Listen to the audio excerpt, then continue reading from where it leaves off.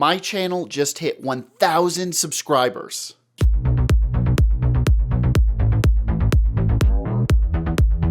I remember the early days of my channel where every subscriber was such a big deal. The ticking over from 99 to 100 felt like a huge step.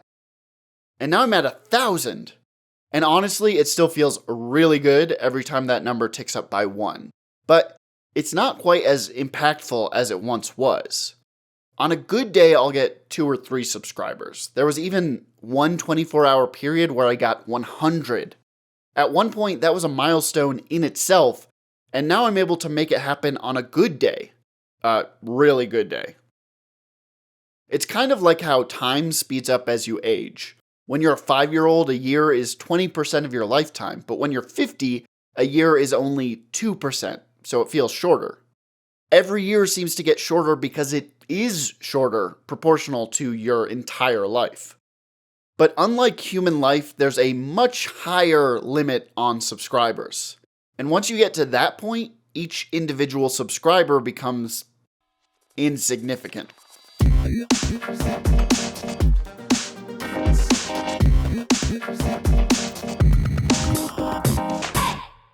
Oh, hello. I didn't see you come in. I was just playing a mobile game. I have this weird affection for idle games. Just type idle into any app store or Steam and you'll find millions, or hundreds. Math is hard. Anyway, if you know one idle game, it's probably Cookie Clicker, released in 2013. One of the earliest and highest quality idle games. These games all work roughly the same way, with 2 principal mechanics: click and buy. You start off by clicking, and typically each click equals 1 point or cookie or however your score is measured. And you click and click and click until you have enough points to trade in to upgrade your click. Now each click gives you 2 points. And you repeat this process until you can afford an auto clicker. And maybe this auto clicker gives you 0.1 clicks per second. But you keep clicking some more and eventually you can upgrade the auto clicker to 0.2 clicks per second. And of course you have more auto clickers at higher levels. And that's pretty much it for the core mechanics. It's pretty simple. So simple, in fact, that I wrote the code for the demonstration you've been watching this whole time. Mostly just so I could use this as the thumbnail. Lots of these games have some kind of a reset function where you can restart your progress for an overall score multiplier. And we'll touch on that later, but honestly, I just didn't want to have to program that in. And just to show that I'm being impartial, I will say this. These games are mindless.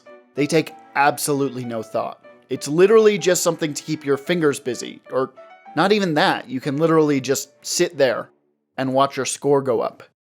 They're so mindless, in fact, it's the kind of thing that Ted Cruz might play on a flight all the way from Houston to DC shortly following a school shooting. That's a real thing I got to witness.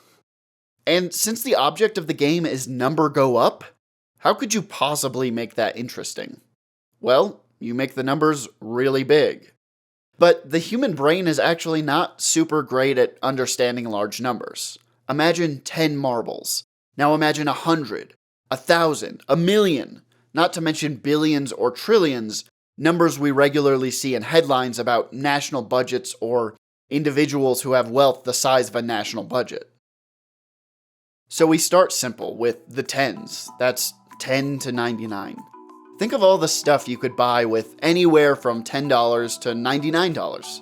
Food, for sure, falls into the 10 zone. Small appliances, maybe services like Uber or Lyft. Household items. And then we move up to the hundreds, 100 to 999. Now this might be groceries, household appliances, electronics. Maybe some of your bill payments fall within this range. And then the 1,000 to 9,999. Rent or a mortgage payment, medical expenses, luxury expenses like a vacation maybe. And what's interesting is that these powers of 10 don't translate well into each other. You can't pay your rent $10 at a time the same way it'd be tough to spend $2,000 at a Taco Bell. And we can keep going with 10,000s, maybe a car or college tuition, 100,000s, a big old truck or a house. And then we hit the millions, which, when I was a kid, was the ultimate game show prize I could ever imagine. From here, we tend to jump by 1000s. A billion is 1,000 millions, and a trillion is 1,000 billions. What I've just described here are our powers of 10. A power of 10 is any number that is equivalent to 10 to the power of an integer.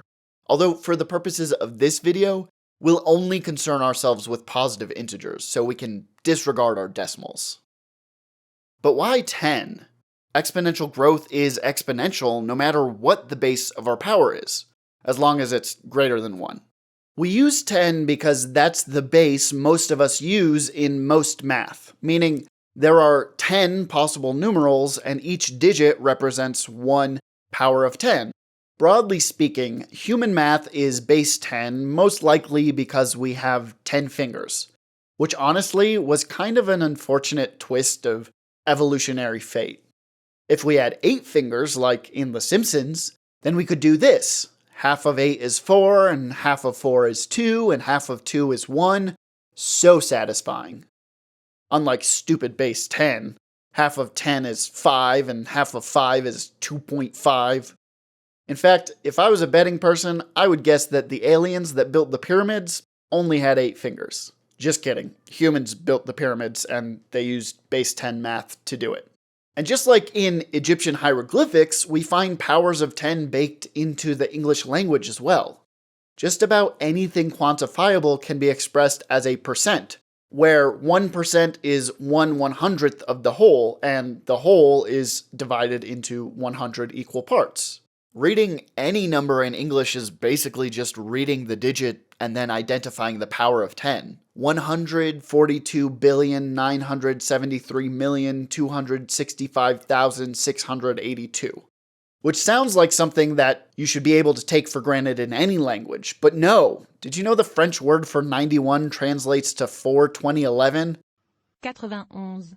Oh, and also the metric system is all base 10, and English even has prefixes specific to many powers of 10, but I'm from the US, so the metric system is just an afterthought, honestly. Capturing all these powers of 10 on a single graph can be challenging, because if we zoom out, we lose precision at the lower end, but if we zoom in, we lose information at the higher end. So instead of that usual 1, 2, 3 nonsense we're all so used to, we're going to evenly space out our powers of 10. And I kind of glossed over the millions and billions and trillions because these levels are much harder to understand as money, since their buying power only gets increasingly more abstract. A million could buy you a small business, whereas a billion could buy you a big business, or for that matter, 1,000 small businesses. So let's think of something a little less abstract than money. Time. 1,000 seconds is a little under 17 minutes. A million seconds is almost 12 days, and a billion seconds is 31.7 human years. Which is to say, on this logarithmic scale we've built, the difference between a millionaire and a billionaire is the same as the difference between 12 days and 32 years. There's one more feature that's common across idle games. In fact, I've already mentioned it. Some sort of reset button. The idea is you lose all your points, all your upgrades, all your auto-clickers, but your entire score is boosted through some kind of bonus point system. You'll start with bonus points in the single digits, but just like your score, eventually you're operating in much higher powers of 10. And strategically, since strategy is so important to these games, this means these low-level auto-clickers, which early on were all you had, these lower levels are useless. Sure, you need at least one auto-clicker to get going, but your grand total multiplier is so big that in virtually no time at all, you can afford the higher levels. And remember early on when you had to actually work just to get 10 points? And now a billion is basically automatic. Life works the same way. Earlier in your career, you might spend a whole day's pay on your lunch. But later on, hopefully, you could buy lunch for yourself and a couple of friends without even thinking about it. And the mathematical reasoning is that these tens of dollars for lunch are a couple powers of 10 below the thousands of dollars you might be making each week. Well, if you've seen my other video about math and capitalism, you know how people with wealth don't earn money by working. They earn money through the ownership of capital. And because capital generates capital exponentially, people with wealth tend to be in the higher powers of 10. And just like how a wealthy working person could afford a reasonable amount of food without thinking about it, a wealthy capitalist could afford a reasonable amount of small businesses or, I don't know, legal fees. Your trash talking was so good you actually dropped an F-bomb before the game here when I interviewed you, and so I've just been informed that you've actually been fined $15,000. And it's okay though, because it's going to a good cause. It's going to Cyber Smile. Do you take back the F-bomb or you're standing by it? So if I say it again, I have to pay another $15K? Hey, you want to up it to 30,000? Fuck it. And their physiological needs, food, housing, healthcare, are all at such lower powers of 10 that they're effectively free. It'd be like if a full meal cost a fraction of a cent, and your rent was 10 cents a month, and an expensive surgery might cost $1. For most of us, that would make all these things effectively free. At minimum wage, you could make that back in 10 minutes. And in the same 10 minutes, someone like Jeff Bezos would make $1.4 million. And here's what these games are really about. Time. Once you buy your clickers and your upgrades and all that, eventually you get to a point where you just have to wait. That's why these games are called idle games. Waiting is the core mechanic of these games, arguably more so than clicking. And once you get your score moving up, you'll notice that clicking has nowhere near the same effect as just letting your score grow on its own. Which means your primary resource in these games is time. The longer you play an idle game, the less you actually pay attention to the amount of money you have. What you're really watching is the speed at which you generate money. We think of time as a limited resource. You can give time or spend time, but you can't earn time. Although we all have roughly the same amount of time on this earth, the reality is that everyone's time has a different dollar value attached to it. And doesn't it really fucking suck to think that a year of the average working person's life is worth less than a minute for Jeff Bezos? So you can see how different classes of people are just existing in different powers of 10. A luxury you can't live without. A luxury I can't live without. Coffee. I really like good It's coffee. not a luxury, you can get it anywhere. I guess, yeah, I like good coffee. I love coffee too. I like nice socks. Socks. Your socks, would you put in your shoes? Yeah, I really love them. I like kind of like, cozy feet. You're attracted to your socks. I'm attracted to really nice running socks. Like, I'm always looking for good running socks. That's not a luxury, though. Coffee and socks are not a luxury. All right, give me a luxury. What luxury should I have? Private plane. Larry, I'm on DuckTales. But there is one problem with this analogy. Every individual is earning their own money rather than contributing to some grand total.